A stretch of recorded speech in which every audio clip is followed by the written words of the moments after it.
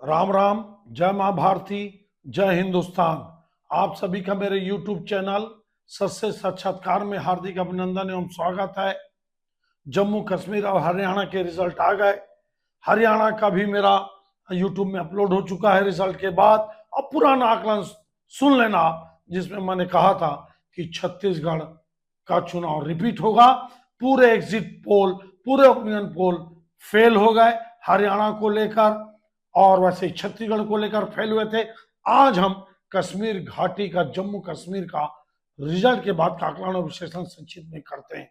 देखिए आप, यह बिल्कुल तय हो गया, यह बिल्कुल तय हो गया जम्मू कश्मीर के चुनाव से, लोकसभा के चुनाव से, हरियाणा के नूह और मेवात के चुनाव से, उत्तर प्रदेश के चुनाव से, कि मुसलमान मकान के नाम पर वोट नहीं देता, मुसलमान डेवलपमेंट के नाम पर वोट नहीं देता, मुसलमान पानी बिजली पे वोट नहीं देता, मुसलमान सड़क पर वोट नहीं देता, मुसलमान शिक्षा के नाम पर वोट नहीं करता, मुसलमान भारत के विकास पर वोट नहीं करता, मुसलमान भारत के जो भारत का जो उचाव है, भारत की जो बढ़ोतरी है, भारत का जो ताकत है, भारत की जो उन्नति है, भारत का रक्षा जो ताकत बढ़ता है, और भारत के जो मित्र देश हैं उनके साथ मुसलमान खड़ा नहीं होता। मुसलमान उनके साथ खड़ा होता है जो इस्लाम की बात करते हैं, जो वोट जिहाद करते हैं, और मुसलमान उनको वोट करता है जो हिंदुओं के लिए लड़ती है पार्टी। कई पार्टियां लड़ती हैं, उनमें से एक भाजपा है। जैसे आंध्र प्रदेश में आपका पवन कल्याण की पार्टी हिंदुओं के लिए लड़ती है, मुसलमान उनसे भी खपा होता है। देखिए आप, लोग वॉशिंग मशीन कहते थे। जिस शिवसेना ने कहा कि मस्जिद को हम तोड़ेंगे, उस शिवसेना को मुसलमान वोट देने चालू कर दिया। जैसे ही शिवसेना भाजपा से अलग हुई, ये है वॉशिंग मशीन, ये है विचारधारा का परिवर्तन। खुद हजारों हजार किलो का मुर्गा मटन खाने वाले ये मुसलमान समाज, बकरा मुर्गा खाने वाले, और दुनिया भर का महंगाई की बात करते हैं। मेरे को नहीं लगता कि ये आलू प्याज धनिया मिर्ची की जो बात करते हैं, ये हिंदू समाज को भड़काने का बात करते हैं। खैर, विषय पे आता हूं और कश्मीर घाटी और जम्मू का आकलन और विश्लेषण करने का प्रयास करता हूं। अब कश्मीर घाटी में जितने चैनल थे, जितने भी मीडिया थे, रिपोर्ट देखिए आप। पत्थरबाजी बंद हुई? हाँ बंद हुई, बोलते थे मुसलमान लोग। विकास हुआ? हाँ विकास हुआ। क्या अब आतंकवाद घटनाएं होती हैं घाटी में? नहीं होती। आप सुरक्षित महसूस करते हैं? करते हैं। आपके बच्चे स्कूल जाते हैं? हाँ जाते हैं। रोड आपकी बन रही है? बन रही है। पीने का पानी है, मिल रहा है? हाँ मिल रहा है। डेवलपमेंट हो रहा है? हो रहा है। करोड़ों करोड़ों आपके जो टूरिस्ट है वो आ रहे हैं? आ रहे हैं। आपका इनकम बढ़ा? बढ़ा। लेकिन वोट किसको देंगे? भाजपा को नहीं। ये है वोट जिहाद, ये इस्लाम के नाम पर वोट देना। देखिए आप, कश्मीर घाटी, कश्मीर हम भी गए कई बार, वहां पर निश्चित रूप से मैं जीतने के बाद भी बोल दूं, नेशनल कॉन्फ्रेंस के जीतने के बाद भी मैं आपको बता दूं, वहां का आम मुसलमान, जब तक वहां भाजपा नहीं थी तब तक बोलते थे कि ये तीनों परिवार ने घाटी को लूट डाला, कश्मीर को लूट डाला। कौन? अब्दुल्ला परिवार, मुफ्ती परिवार और कांग्रेस का परिवार लूट डाले कश्मीर और जम्मू कश्मीर को, ऐसा वो बोलते थे, हमको बोलते थे। लेकिन जैसे ही डेवलपमेंट चालू हुआ, वो इस्लाम के नाम पर वोट दिए। और घाटी में देखिए आप, एक भी हिंदू चुनाव नहीं जीता, एक भी हिंदू चुनाव नहीं जीता।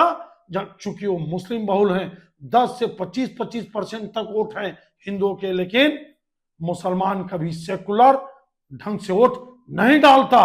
वो हिंदुओं को भड़काता है कि आप मिर्ची पे लड़ो, आप टमाटर पे लड़ो, आप धनिया पे लड़ो। आप याद रखिए मेरे भाइयों, देश का प्रधानमंत्री धनिया मिर्ची टमाटर आलू तेल सब्जी के लिए राजनीति नहीं करता। वो भारत को मजबूत करना चाहता है, वो दुनिया में भारत के संबंधों को ठीक करना चाहता है, वो बॉर्डर को सुरक्षित रखना चाहता है, वो सेना को मजबूत रखना चाहता है, ताकि चीन और पाकिस्तान जैसे देश, बांग्लादेश जैसे देश भारत पे बुरा निगाह रख सके। क्या है रिजल्ट देखिए आप, कांग्रेस पूरी तरह से मुसलमानों की पार्टी बन गई। डंके के चोट में मैं बोलता हूं, एक भी हिंदू एमएलए कांग्रेस का चुनाव नहीं जीता, और जो 6 सीट जीते मात्र 3839 सीट पे लड़ी कांग्रेस। अरे आपको शर्म आना चाहिए राहुल गांधी जी। हरियाणा हार गए और जम्मू कश्मीर में 39 सीटों में मात्र 6 सीट जीते, वो भी नेशनल कॉन्फ्रेंस के बदौलत, वो भी मुसलमानों के बदौलत। इनके पास घाटी में एक भी हिंदू एमएलए नहीं है, एक भी हिंदू एमएलए नहीं है। और जम्मू में निश्चित रूप से भारतीय जनता पार्टी का, जो मेरा आकलन था, भारतीय जनता पार्टी 29 सीट जीती, मेरा कैलकुलेशन था 35 प्लस माइनस 3, 2 सीट उससे कम, 2-3 सीट बीजेपी उससे कम जीती।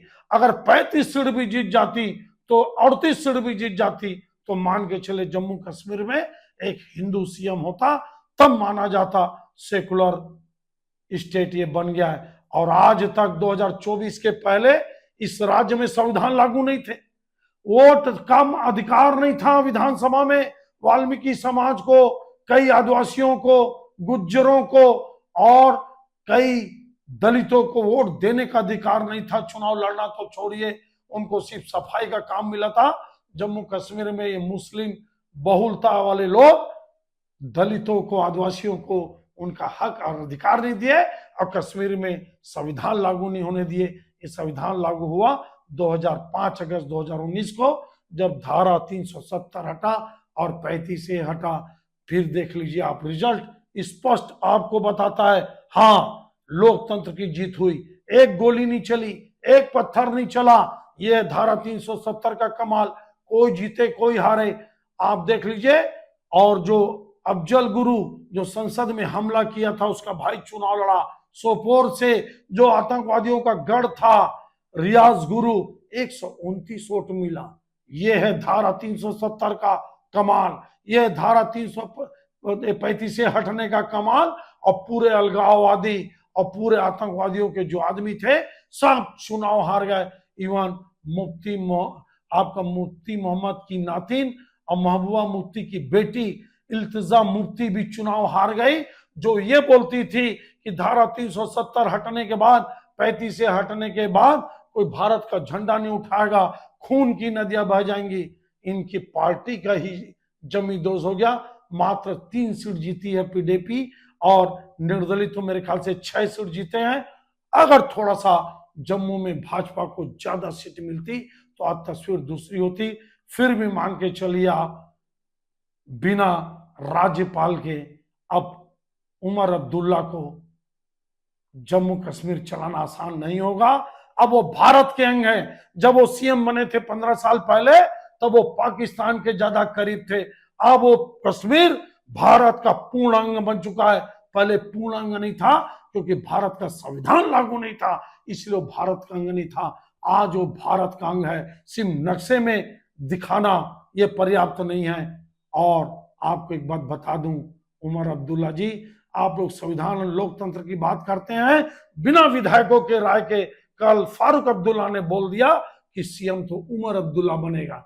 यह है आपका लोकतंत्र, बिना विधायकों के राय के। और कांग्रेस जो बाय द फॉल्ट लोकसभा में दूसरे दलों के बदौलत जीत गई। आप मेरा आकलन विश्लेषण सुन लेना, दुल्ला दुल्ला नाचने लगी। फिर से मैं आपको बोलता हूं कि हिंदू मेरे भाइयों, मुसलमान तो बकरा मुर्गा हजारों हजारों किलो का खा लेता है, वो कभी विकास पे वोट नहीं करता।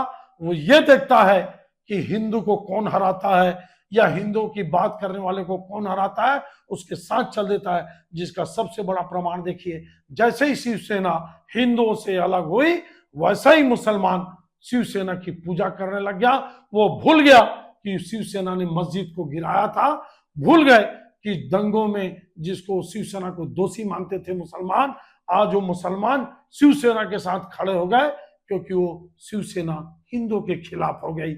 इससे ज्यादा और क्या बोला जाए, क्या समझा जाए। आप ये बात मान के चलिए, जम्मू में कांग्रेस साफ हो गई। हिंदुओं ने कांग्रेस को नकार दिया और 1 सीट जीती है मात्र, वो भी सब एनसी के बदौलत। 6 सीट में 5 सीट घाटी में जीती है और इनके पास एक भी हिंदू एमएलए अब नहीं है कांग्रेस के पास, और घाटी में भी हिंदू एमएलए नहीं है। लेकिन नेशनल कॉन्फ्रेंस से 2 एमएलए हिंदू जरूर जीते हैं। अब देखते हैं क्या एक हिंदू डिप्टी सीएम बनेगा, देखते हैं क्या कितना मान सम्मान हिंदुओं का होता है, ये आकलन, ये विश्लेषण आपको कैसा लगा? हिंदुओं की पुण्य भूमि कश्मीर घाटी कश्यप ऋषि का पुण्य भूमि को मैं प्रणाम करता हूं और शंकराचार्य भगवान को प्रणाम करते हुए, क्षीर भवानी माता को प्रणाम करते हुए, यह आकलन विश्लेषण आपको कैसा लगा आप जरूर बताइए।